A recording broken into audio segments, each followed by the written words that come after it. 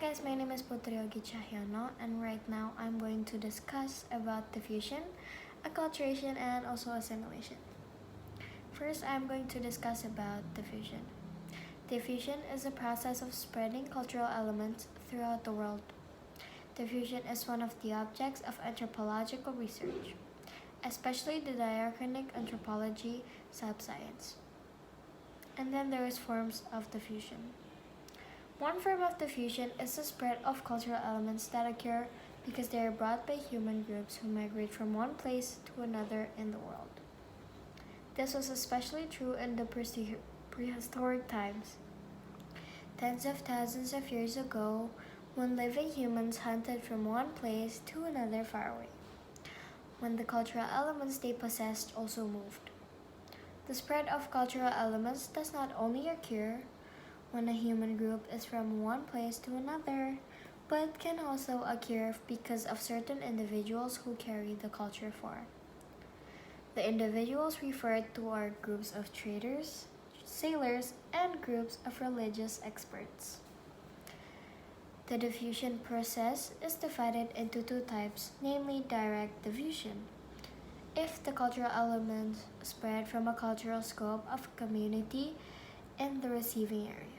And then there is indirect diffusion, which occurs in the environmental sustainability of the recipient culture and develops first in a place and then enters the scope of the receiving culture. Indirect diffusion can also give rise to a form of sequential diffusion. If the cultural elements that have been accepted by one cultural sphere then spread again to other cultural spheres on an ongoing basis. In the calendar system, there is an example of diffusion, the calendar system of Indonesia. The existence of the Indian calendar method, which has been widely adopted by the Indonesian people.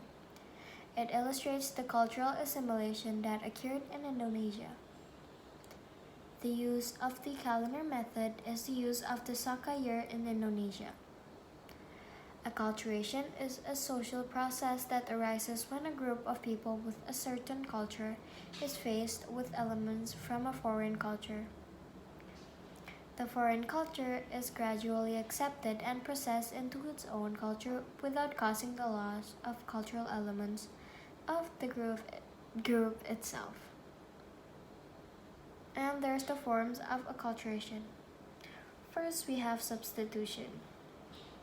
Substitution is a replacement for the old element, replaced with a new element by adding more value to the wearer. Second, we have syncretism.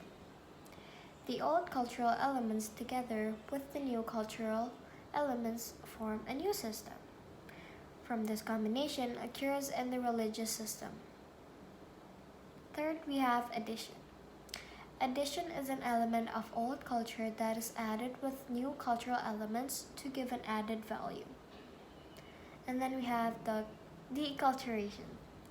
The old missing cultural elements are replaced with the new cultural elements. For example, a wagon or horse cart, which is replaced by angkot or motorbike transportation. Then we have origination. The existence of a new culture elements that are certainly not known has led to major changes in people's lives, like the entry of the electricity into the village. Second of last, you have rejection. As a result of the process of sociocultural change that is so fast, it has a negative impact on the assessment of several community members who are not ready and do not agree with the mixing process. Acculturation also occurs in the art of music that you can see in kasida or gamelan music during the Garabak Maulud ceremony. For dance, you can see it in the Sudati dance, where this dance is accompanied by the prayers of the Prophet or Masjid. Then there is the Dabus art, which usually begins with the recitation of the Quran and grows rapidly in Banten, Aceh, and Minangkabau. Lastly, I'm going to talk about assimilation. Assimilation is the blending of two cultures accompanied by the loss of the characteristics of the original cultures to form a new culture. The assimilation process can be characterized as an effort to reduce differences between groups in order to strengthen the unity of actions, feelings, thoughts, and attitudes by taking into account the common interests and goals of the group. The assimilation process can occur through the following conditions. First, there are groups that have different cultures. Second, there was an intensive and consistent relationship between each individual group for quite a long time. Third, there's each culture of each group can adapt and change from one another. One of the examples of assimilation is the emergence of Dangdut music, which is the result of a combination of traditional regional music with Indian music. And then there is Hinduism in Bali, which is the result of a fusion of traditional animist beliefs with Hinduism brought from India.